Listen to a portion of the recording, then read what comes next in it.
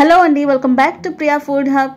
అసలే సమ్మర్, పిల్లలు ఇష్టం వచ్చినట్టు ఆడుకుని సాయంత్రం అయ్యేసరికి అమ్మా ఆకలి అంటూ ఉంటారు. అసలే ఎండలు మండిపోతున్నాయి, పొయ్యి దగ్గరికి వెళ్లి స్నాక్స్ చేయాలంటే మనకి బద్ధకంగా అనిపిస్తుంది కదా. అందుకేనండి మీకోసమే ఈ రెసిపీని తీసుకొచ్చేసాను.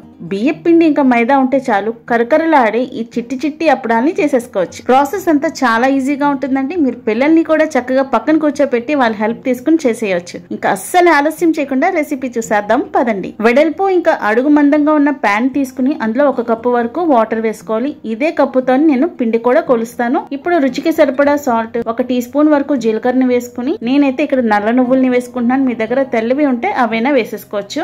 మన చిట్టప్పడాలు మరింత టేస్టీగా ఉండటానికి అల్లం వెల్లుల్లిపాయ ఇంకా పచ్చిమిర్చి 4 పచ్చిమిరపకాయలతో పాటు వేసానండి. చక్కగా మెత్తగా నూరేసి వేసుకున్నాను. అలాగే సన్నగా తరిగిన కరివేపాకు, 3/4 కప్పు బియ్యం పిండిని, 1/4 కప్పు మైదాని వేసుకోవాలి. ఇప్పుడు గ్యాస్ ఆన్ చేసుకుని పిండి అంతటిని కూడా చక్కగా కలిపేసుకుని వెంటనే గ్యాస్ ఆఫ్ చేసేసుకోవాలి. ఇలా మనం బియ్యం పిండి ఇంకా మైదా పిండి తీసుకోవటం వల్ల ఎక్స్ట్రా క్రిస్పీగా, ఎక్స్ట్రా గుల్లగా వస్తాయి. కాసేపు దీన్ని పక్కన పెట్టుకుందాం. 4-5 నిమిషాల లోపే కొంచెం గోరువెచ్చగా అవుతుంది. అప్పుడు 1 టేబుల్ స్పూన్ వరకు ఆయిల్ వేసుకుని చేతుల్ని కొంచెం తడుపుకుని అప్పుడు పిండిని చక్కగా మర్దన చేసుకుంటూ సాఫ్ట్ డోలా కలపాలి. చాలా స్మూత్ గా కలుపుకోవాలండి. పిండి మాత్రం లోపల నుంచి చాలా వేడిగా ఉంది, చేతులు కాలుతూ ఉన్నాయి. కానీ వేడి మీద ఉండగానే మనం పిండిని అంతటిని కూడా చక్కగా మ్యాష్ చేసుకుంటూ కలుపుకోవాలి. అప్పుడే మనకి స్మూత్ డో అనేది వస్తుంది. ఇప్పుడు పిల్లల్ని చక్కగా పిలిచేయండి. వాళ్ళకి ఫేవరెట్ అనిపిస్తుంది.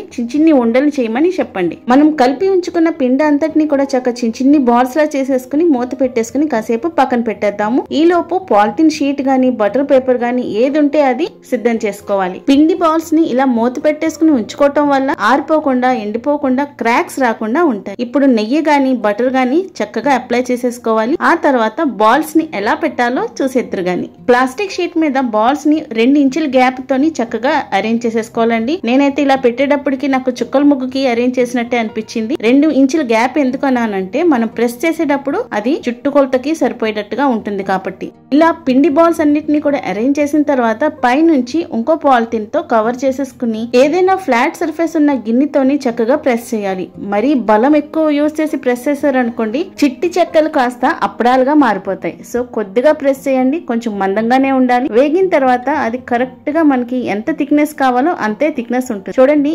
ఈజీగా కూడా ఊడొచ్చేస్తుంది మన ప్లాస్టిక్ షీట్ నుంచి ముందుగానే నెయ్యి అప్లై చేయటం వల్ల. ఈ మాత్రం మందంగా ఉంటే సరిపోతుంది. ఇప్పుడు ఆయిల్ వేట్ చేసేసుకుందాము. చాలా తక్కువ హీట్ ఉండాలండి, మీడియం హాట్ ఆయిల్ గా ఉండాలి. లో టు మీడియం ఫ్లేమ్ లోనే మనం ఫ్రై చేసుకుందాం. ఎక్కువగా వేసేయకండి, కొన్నే వేయండి. ఫస్ట్ అవి వేగిన తర్వాత మళ్ళీ ఇంకో బ్యాచ్ ని వేయండి. లో టు మీడియం హాట్ ఆయిల్ లోనే మనం చేసుకున్న చెక్కలన్నింటినీ కూడా ఫ్రై చేసుకోవాలి. మంచి గోల్డెన్ కలర్ లో ఫ్రై అయిపోయిన తర్వాత దించే ముందు హై ఫ్లేమ్ లో ఒక్కసారి ఫ్రై చేసుకుంటే కరకరలాడుతూ చాలా క్రిస్పీగా వస్తాయి. ఈ 3 బాగా వేగిపోయి తీసేసి పక్కన పెట్టేసుకుంటాను. నేను కొంచెం వాటిని ప్రెస్ చేసేసాను గట్టిగా. సో పల్చగా ఉన్నాయి కాబట్టి ఫాస్ట్ గా వేగిపోయినాయి. గోల్డెన్ బ్రౌన్ కలర్ లో వచ్చేసినాయి కాబట్టి ఈ బ్యాచ్ ని తీసేసి సెకండ్ బ్యాచ్ ని వేసేసుకుంటాను. మొత్తం అన్ని చిట్టప్పడాలని చేసేసుకున్నానండి. లాస్ట్ కి వచ్చేసరికి కొంచెం బద్దకించాను, ఎక్కువగా ప్రెస్ చేసేసాను. చూడండి, అవి డార్క్ కలర్ లో బాగా పల్చగా ఉన్నాయి, కానీ టేస్ట్ మాత్రం అదిరిపోతున్నాయండి. చూసారా, ఇరిస్తే ఎంత గుల్లగా ఉన్నాయనేది క్లియర్ గా తెలిసిపోతుంది. మరి మీకు ఈ వీడియో నచ్చిందా? నచ్చితే like, share and subscribe please.